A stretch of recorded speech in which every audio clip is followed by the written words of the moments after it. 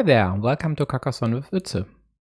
Today I'm going to replay / analyze yet another game from this year's MSO Grand Prix. This time my game from round 5 of the first qualifier against Tompa99 from Croatia, as evidenced by the use of the beautiful Croatian checkerboard from their coat of arms. The opening moves are just standard fare. I start a new city, I try to attack it, they close it. And now with the dagger we could go over here, but this would create an attacking spot, so of course we don't, but instead adhere to the principle of multiple cities. Open a new one, he creates a road. I start another new city, because if I were to close the one on the left over here, I'd devalue possible future extender draws by quite a lot, because I'd have to put them here or there and not in a city which can be closed with one tile only. Therefore, opening a new city it is. We start a monastery in a nice spot, while also trying to limit or harass my city. The cow should normally be placed over here. The only downside of this might be that one dagger is already gone, which could be used over here if blue were to obstruct from the right side, but still extending the Doritos city to the right and protecting it from attacks should be the move to go. But I decided otherwise, although this creates another attacking spot. So I think this definitely is the inferior move, no matter the dagger count. They obstruct my city, start a new one themselves. If you now close this city, you devalue extenders, as I talked about earlier, and splitters for that matter as well. Therefore, the better move might be to go over here and meeple the cap, of course, but this would create problems for the top of your city, given you've also created problems for it by placing the cow on the top, and there's already an attacking spot on the right available. You might still opt to go for the cap move instead of closing your city. Today I'd choose this route actually and be fine with creating a rather cumbersome city, maybe even a ruin on the right. But back in January I took the safe route and just closed my city. Tompa takes 2 points. He can attack the city later. It's not gonna be closed anytime soon. I liberate my city meeple while also farming the field, which has nice prospects, given blue is likely to continue at the top, maybe with the monastery, and there's a green field at the bottom. Could also be pending obstruction with the curve of blue city, opening up the field furthermore. And this is why blue might want to close their city, but they also have a quite vulnerable road in the middle of the board and are likely to continue over here to then fence in my field meeple. But it would also create a quite iffy city cap, given 2 of the left-handed daggers are already gone. But we'll see which route they took. And so of course yellow wants to attack from here and block this blue meeple or restrict it to the last dagger. Therefore we take the cap at the bottom. Tompa now could create a monastery square over here, which would be quite nice. The other good option would be to go over here. Now this of course creates a second attacking spot on blue city, but a second attacking spot for a city of this specific configuration is also a spot to defend it. If yellow were to put a road here, blue could defend on the left, or vice versa. So this might actually be nice. Additionally, the fencing in of yellow's field has also quite the nice upside. Moreover, continuing the road might be really juicy, given yellow is rather unlikely to meeple a road over here, as they wouldn't want to add anything to blue's monastery. But blue tried to obstruct my city at the bottom, but I took the safe route and closed it. Continuation of blue's city on the left might be an option, but the worst case would be a horse over here, then a connection with Dorito, and later on 2 blocked blue meeples. Maybe leaving your city on the left alone, hoping for an extender or any city cap for that matter to just close this might be the best option. Instead, going over here, attacking the city or sharing a ruin should be the way to go. Yellow gets a nice road monastery. There are 2 spots available, which could be useful. Bottom one for 6 points looks quite nice, as it also features a nice road over here, but there is a significant problem. Putting any city piece over here would restrict the square to the right of the monastery to a dagger, and these daggers are already gone, so this square is out of the question. On top of blue's monastery might be an okay option, as it would kill their monastery spot, of course. But there's also a third move available, which is just killing blue's city meeple. Then this begs the question, should you do this with a valuable tile like the road monastery? And in this case, I answered with yes. The only other question left was whether to meeple the monastery for a mini battle win, of course, 4-1 as of now, maybe 8-1 points in the end. So net 7 points for 1-1 meeples, which is okay. I take that for all my meeples. Or if you'd rather farm the field, but given I have 5 meeples in hand and am very likely to get another shot at the field later on, I just took the monastery and was quite happy with this evolution. Blue now could create the perfect monastery completion spot at the top. They might instead opt to just close their monastery ASAP, but given the meeple on the left side is also rather easy to liberate, I don't see the need in the second proposed move. I just go for the monastery spot, but instead they chose to continue their road, which is a bad move on several levels. For one, it creates a green square on yellow's field, which you'd rather prevent. More pressing matter is it could be bent into the already blocked square, and blue's second meeple would be killed as well. So this is clearly a huge mistake. Yellow now could easily take 2 points or go over here and obstruct blue's city.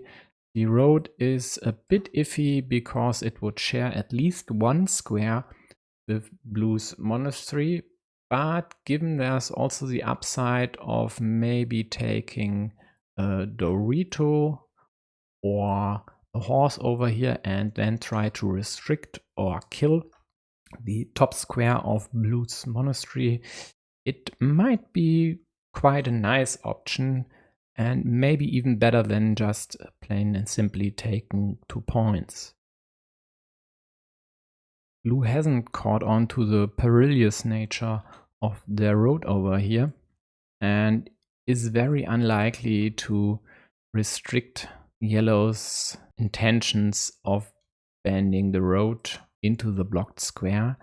So I guess they just continue with their city on the right, hoping to get glitter over here.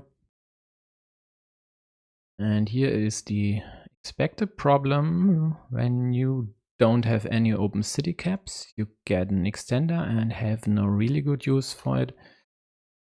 Extending your city / ruin, it will be. The only question is whether at the top or on the northeast side. And there are merits in both moves, namely the top one would create only one attacking square.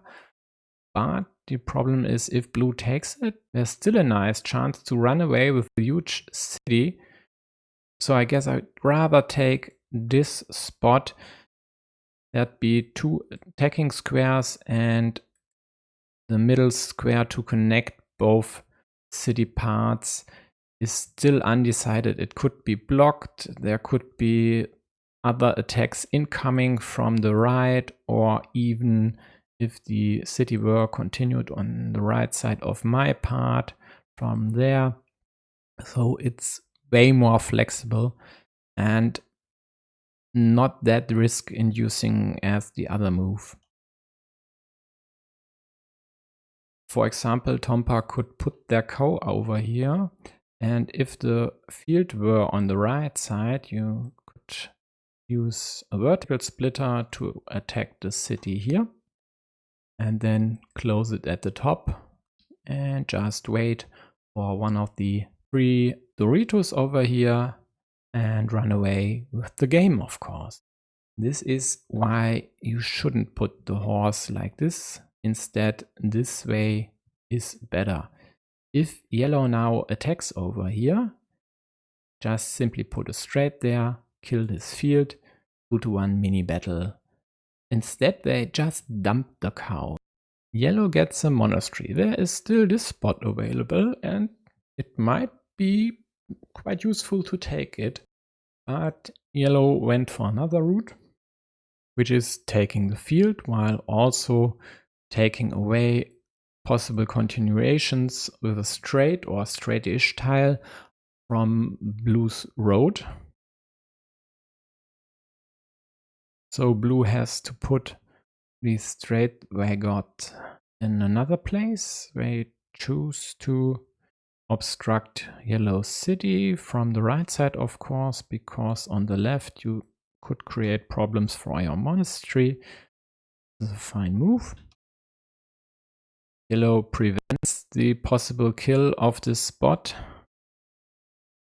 and just hopes to extend their city part / ruin. Tompa extends their road, prevents the road meeple killing. Yellow creates the perfect monastery spot for blue, likely with hopes of stubbing it, or given there is only 1 vanilla remaining, like this. Yeah, both would be for a 50-50, but still I don't like this straight. I would have rather put it at the top and then try to block the monastery spot with a Dorito, for example. Tompa gets another cow. Yes, this time they'll continue their city. Instead, they opt to connect to yellow's part, which I actually don't like. I don't think this will be closed because it's way too cumbersome and needs way too many tiles. So maybe they are going to take over this huge ruin.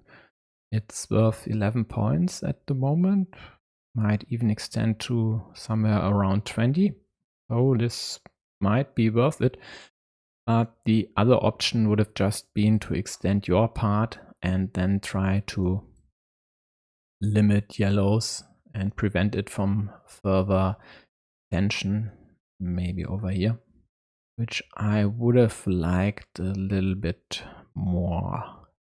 But given blue might have the meeple majority in the long run, or rather should have, if they get too close these two features, the option to create more volatility isn't really a bad one. So I get where they are coming from. Yellow could now, of course, protect this square from an attack and meeple a new cap. But given that they have two open fields available, they should rather put the splitter on one of them. There are at least two options. One would be to go at the left side, slightly restricting blue's road, while also having a free city cap available to meeple. The other option would be using this square at the top, restricting blue's monastery to the only vanilla left. Of course, meepling the empty city cap. Although in this case, it might get pushed into the ruin. Therefore, I would prefer the first move. It's okay to leave the cap empty because it could rather easily restrict it into this square here, and given that this then would be blocked, for example, if you put the last cow over here, it's maybe even better to leave the cap empty. Blue protects their monastery square, still two monasteries available, but using this to also attack yellow's road would have been a nice touch. Yellow restricts blue city to the two remaining daggers, which is okay. I'd rather not continue this road at the top. Instead, they are hoping to draw a monastery themselves. And if they don't, they still have the option to block this square or restrict it.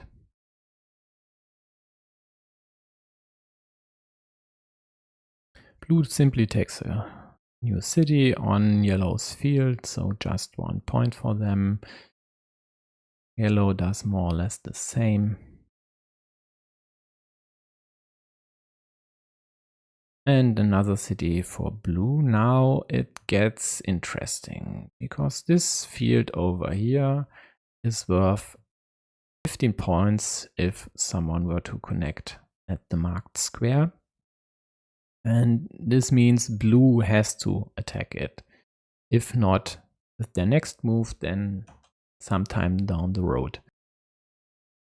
Yellow now has several options. For one, they could go over here and hope to get the last road monastery, but this is a 50-50 shot, and the option they are gunning for is to get a curve over here and then have two monasteries to go there. So the straight might have been used over here, maybe even with an additional field meeple to ensure against the impending attack from blue from the left side. Of course, you could also take this spot immediately and prevent these shenanigans from blue. Instead, yellow tries to obstruct blue's road, maybe with a straight, killing this square because these left-handed daggers are long gone. That's why it would be a good move on blue's part to turn the curve this way. This square would be quite protected, only Dorito or Splitter from the top could block it, else you'd have 5. But blue chose to attack the field at the bottom. And yellow now will surely block blue's road while also opening up option of connecting both fields, which would have been also prevented by blue's curve. Tompa now has an extender and not really great uses for it.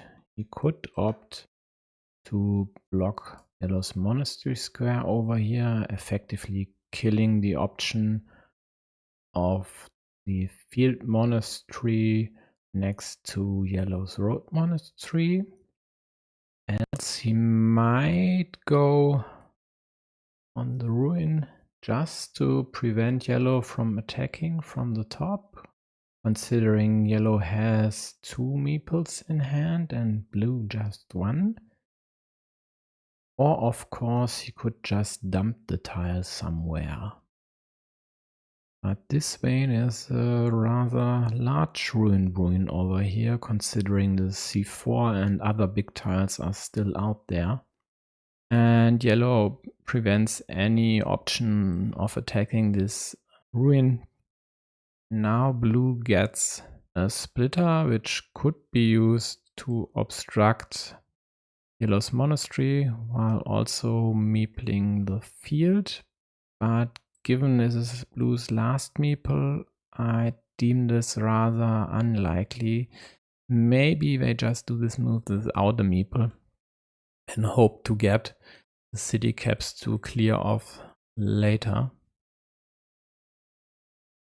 Maybe not a perfect move, but at least it kills this square for regular monasteries.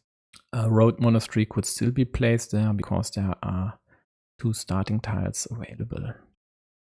Yellow should now go over here and create 2 squares to connect the fields. Instead, they go for the total kill of blue's city meeple, which is rather iffy because there are still enough tiles left for blue to defend. And even these 3 as well. That's more than half the deck. I don't think this move was it. Rather try to create a good connection for your fields. Blue has to dump the quadruple city tile somewhere more or less safe. Yellow now will kill blue's meeple. Blue still with only 1 meeple in hand, and they have to keep it for the monastery, of course. So maybe putting the Dorito over here and then hoping for road Dorito or a horse on the left side, preventing any chance of field unification by yellow might be a nice move. But given there are still 5 tiles, like the starting tiles and the rows, and also daggers and road Doritos available to connect,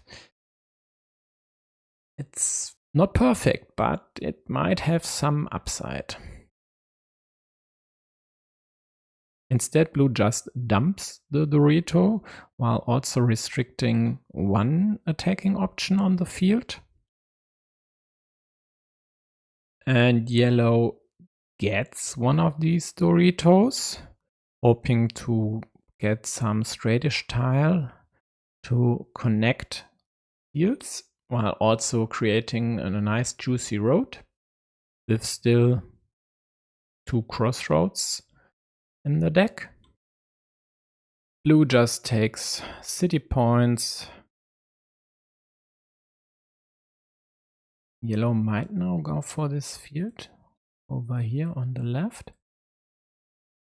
There isn't really much else out there. They could start a new city on the left, but given there aren't really that many city caps still available, and 5 of these you'd rather put over here due to their road part, might be not the best idea to open a new city, but still they go for it.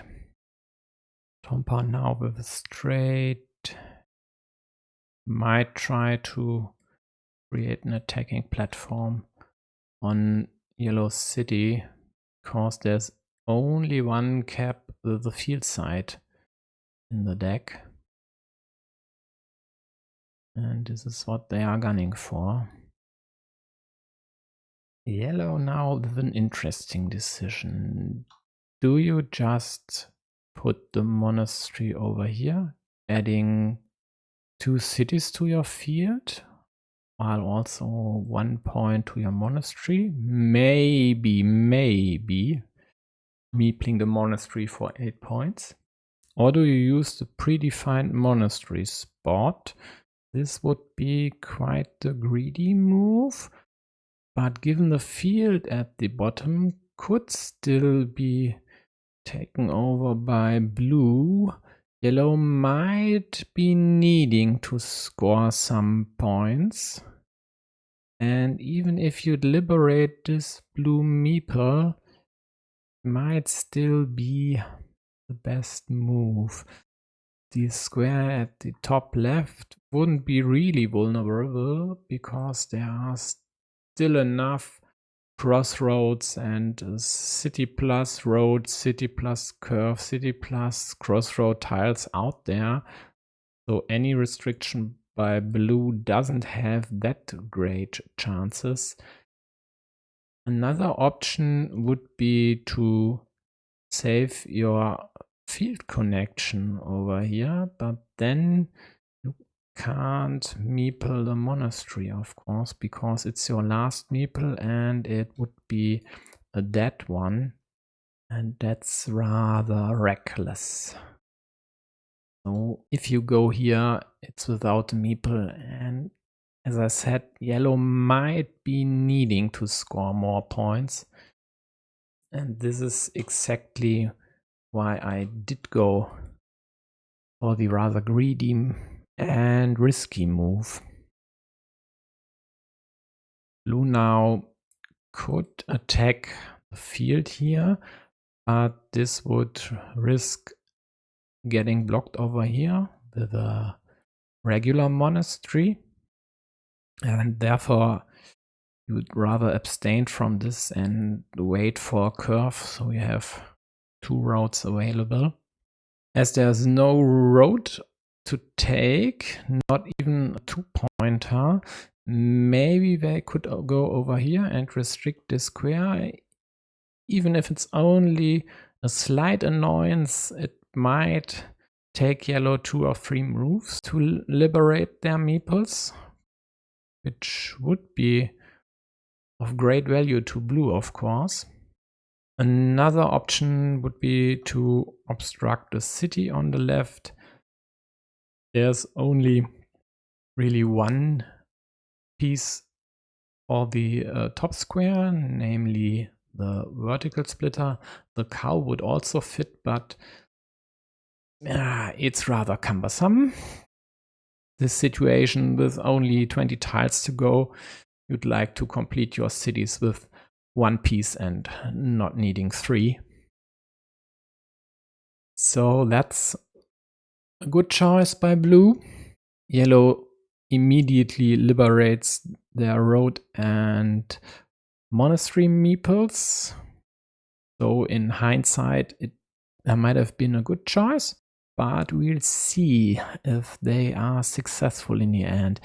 Blue now with a curvy tile attacks the field like they should, because as I said, this square is unblockable and they have a 75% chance to get at least one of these starting tiles. Of course, they'd rather use it over here, score 4 points in the process, but that would also create a secondary 9-point field, which at the moment I think yellow will take just right now, with the curve going over here.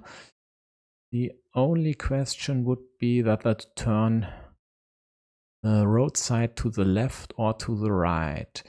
given there are no daggers in the deck and also no vanillas, no diagonal splitters, and no Doritos, this connection could be blocked with a cow or the vertical splitter, no matter the orientation of the curve. So the only question is, does this orientation allow more connection pieces, or would the other move the better one? And given there are only 5 tiles with fields on 2 adjacent sides, the road to the left, like this, would be the better move.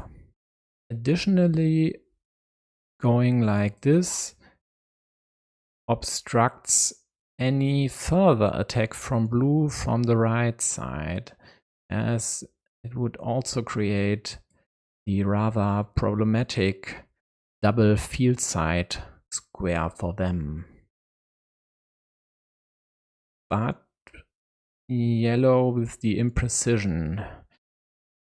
And in addition to the problems I mentioned already, if yellow were to get one of these monasteries, they could use this square, of course, to connect.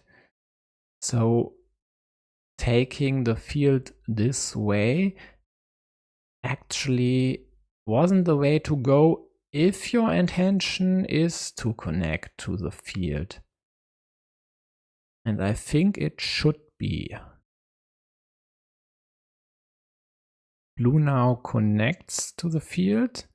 The square at the top to unify both fields is still available for yellow, but again they don't get a straight to connect.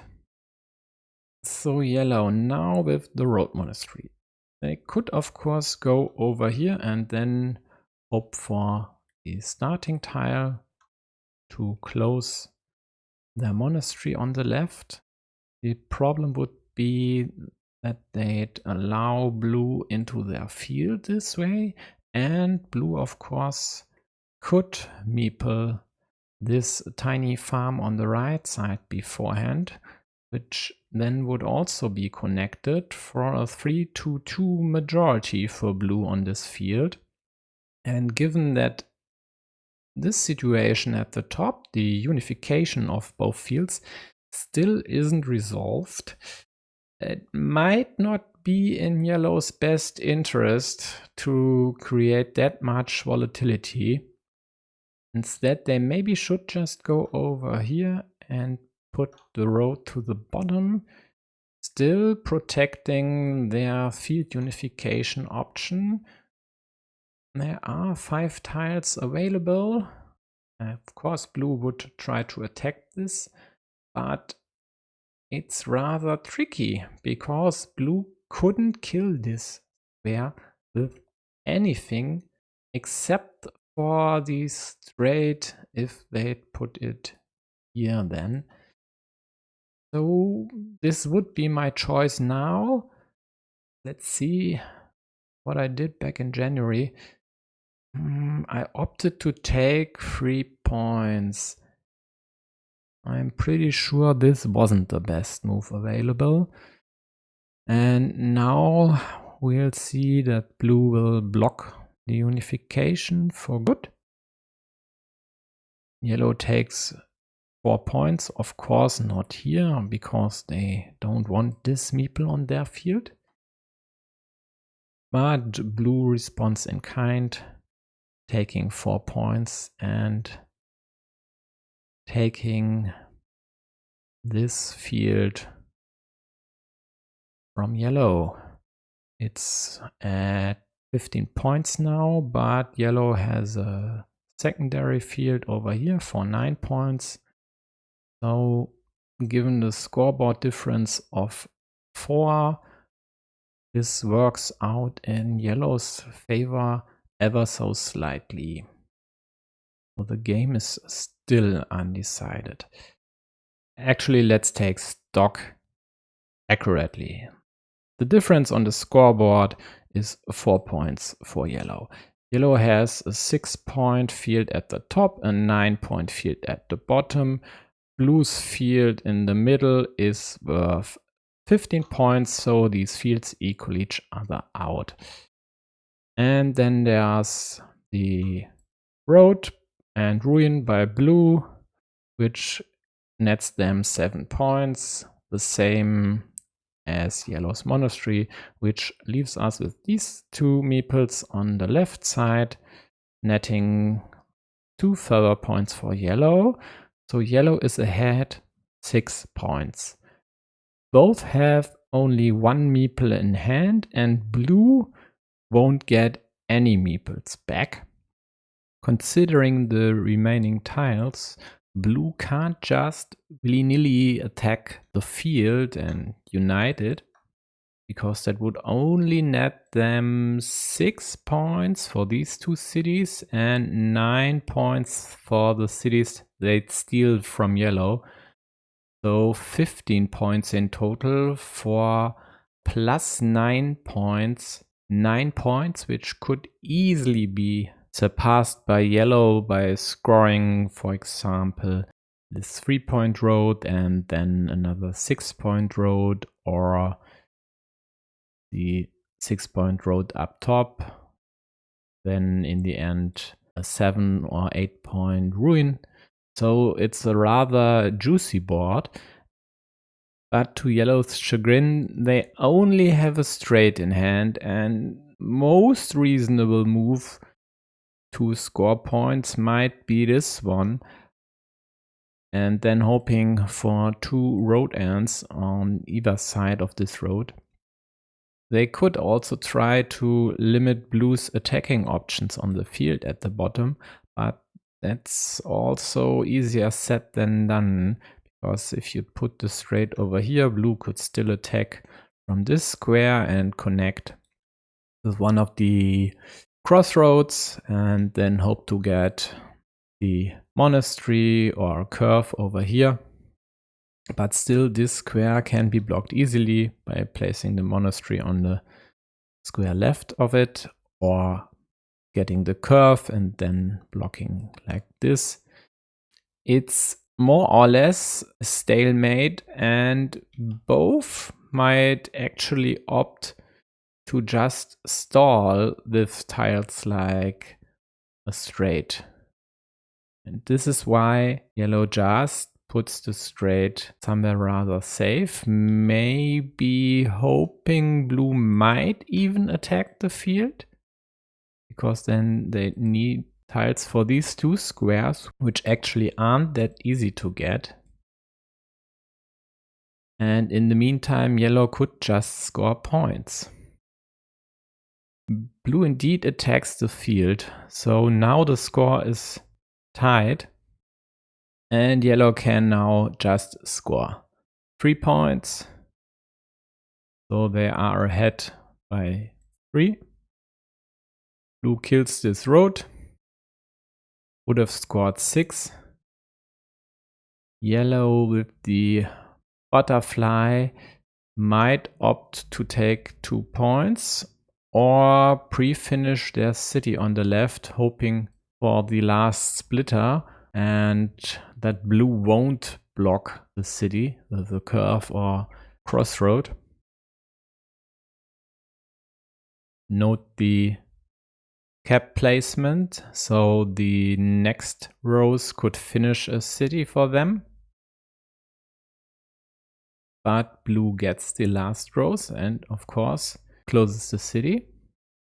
Yellow now is at +5 and blue didn't manage to connect. And even if they were, yellow would just need to score 4 points because blue was the starting player. In this case, actually just dropping a meeple on this 6-point road is enough to win the game. Instead, yellow opts to block, which is also game over.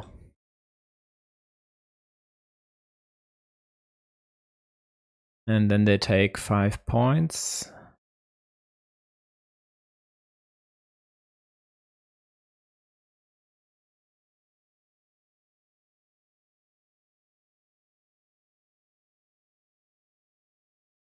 So in the end, yellow is ahead by 8 points. To me, yellow's biggest misstep was not acting to connect the fields. And blue should have prevented this, of course, way earlier and protecting their road. The second meeple they could have gotten back would have helped them a lot. Might have even easily won them the game. But they didn't protect the square. It got killed. They only had one meeple in hand. But blue couldn't use this one meeple they had to score and simultaneously attack the field. So they were quite in the pickle. So that was my 5th game. Next time we'll have a look at the 6th one versus Pakshi from Thailand.